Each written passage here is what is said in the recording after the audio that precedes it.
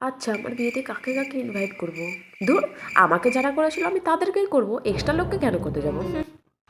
বিয়ের সময় আমি যখন পান পাতা সরিয়ে আমার বরকে দেখবো, আমাকে দেখে তো ও পুরো অজ্ঞান হয়ে যাবে। আচ্ছা, বিয়ের পর কি শাড়ি পরে থাকতে হবে?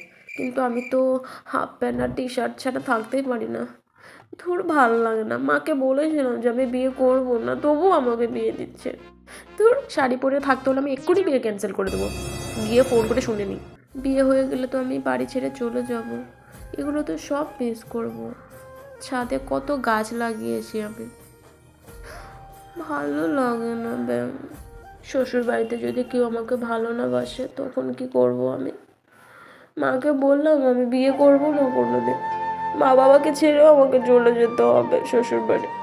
ওখানে যদি কেউ আমাকে পছন্দ না করে, আমাকে যদি ভালো না বাসে বাবা মার মতো, তখন আমি কি করবো?